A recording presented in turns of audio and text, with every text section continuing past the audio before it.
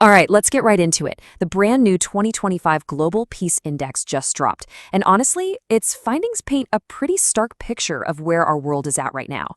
And look, this isn't just another dusty report. Think of it more like a critical diagnosis, a health check for global stability. And right out of the gate, the report hits you with this absolutely staggering number, 120 million. Just let that sink in for a second. That's how many people have been forcibly displaced from their homes because of conflict and crisis. To give you some perspective on that, that's like the entire population of Japan having to flee. It's just massive. So the report's executive summary puts it this way, and I think this really frames everything else we're about to talk about. It says, the world is at a historic inflection point. That's not just fancy language, it's a warning. It sets the stage for everything we're about to see, and it means the stakes, well, they couldn't be higher. Okay, so the first big section of this report, it's basically called A World on Edge, and that's not an exaggeration. The headline findings, they show that overall, global peace has taken a serious nosedive. A lot of the key indicators are, flashing bright red. And this right here, this tells a really concerning story about diplomacy. I mean, just look at it. Peace agreements have cratered to a 25-year low. And get this, for the second year in a row, not one single comprehensive peace deal was signed. Zero. It's pretty clear, right? Our traditional tools for ending war, they're just not working anymore. They're failing us. So while diplomacy is basically on life support, guess what's booming? Military spending. It's exploded past $2.4 trillion. That is the highest level of militarization we have seen in 2 decades. The contrast here is it's crystal clear. We're investing in war, not peace. But here's the thing. It's not just that there's more conflict. The very nature of war itself, it's changing. The whole rulebook is being rewritten. And that's what the next section of the report dives into. These new and emerging threats that are really defining this new era of instability. Okay, there's this key concept in the report called cyberkinetic convergence. I know, it sounds super technical, but the idea is actually brutally simple. It's where a cyber attack, like, say, hacking a city's power grid, is used to directly support a physical military strike. A missile strike, a ground assault, you name it. The line between the digital and the physical battlefield, it's gone. It's completely erased. And that changes the security calculation for every single nation. Because now our critical infrastructure, power grids, hospitals, water systems, they're all on the front line, 24/7. And this really illustrates that shift perfectly. We've moved away from what you might call old war, with clear battlefields and armies in uniform. Now we're in an era of new war. This is a war defined by cyber integration, by AI-driven targeting, and by these really blurred lines between who's a soldier and who's a civilian. And the scale is mind-boggling. In 2024 alone, significant cyber attacks shot up by 300%. 300%.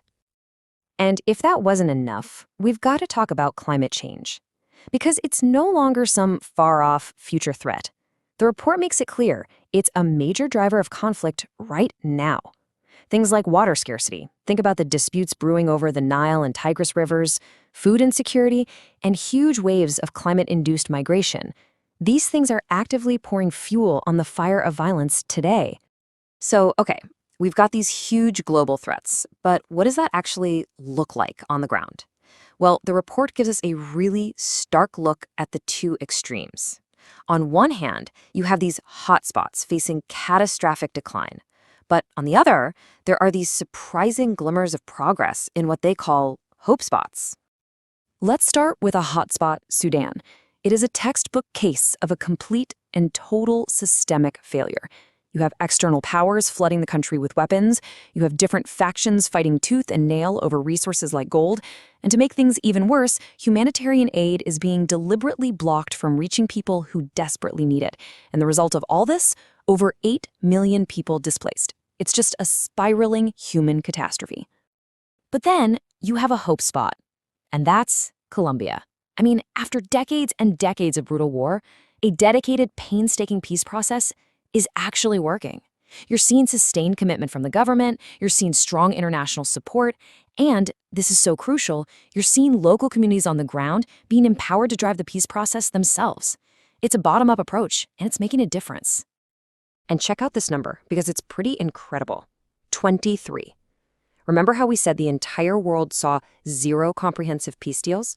Well, in 2024, Colombia, on its own, managed to sign 23 separate local and regional agreements. 23! It's powerful proof that even in the most tangled, complex conflicts, peace is possible. It can be done. So this huge contrast between a place like Sudan and a place like Colombia, it forces us to ask a really fundamental question, which the report tackles next. Why are our global tools for making and keeping peace so broken? Why can't we seem to replicate the successes and prevent the failures? Yeah, let's just ask it directly. So why can't we stop this? And the report's answer is really interesting. It argues it's not for a lack of trying, not really. It's because the very architecture, the very foundation of international peace is just, it's outdated. It's dysfunctional. It was built for a different world. And you don't have to look very far for an example. Just look at the UN Security Council. The veto power held by a few powerful countries has basically paralyzed any meaningful action on the world's worst crises. We're talking Gaza, we're talking Ukraine, we're talking Sudan. The very body that was designed to prevent war has, in many cases, become one of the biggest obstacles to peace. And you know what? The public gets it. This makes it so clear. An overwhelming 81% of people surveyed around the world support reforming that veto power. So you have this huge gap between what the public wants and what the political reality is. So, if the old system is broken, what's the alternative? We can't just throw up our hands, right? Well, the final section of the report doesn't just list all the problems. It actually proposes a whole new architecture for building a more lasting, more durable peace. And this table here basically lays out the blueprint for that new system. What I love about this is how it directly addresses the failures we've been talking about. So, for the veto paralysis problem, the proposed Global Peace Alliance would use a system of weighted voting. For the problem of slow responses to crises, it would have a permanent rapid reaction force ready to go.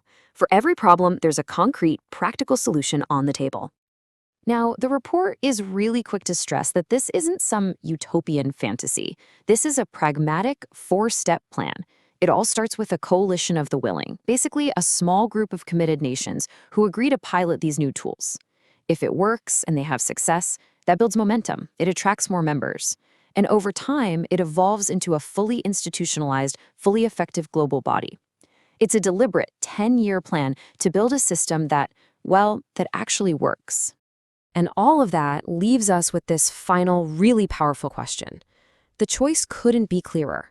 Are we going to be proactive and reform the architecture of peace by design? Or are we just going to wait for an even greater catastrophe to force our hand by disaster? That is the inflection point. That's the crossroads we're standing at today.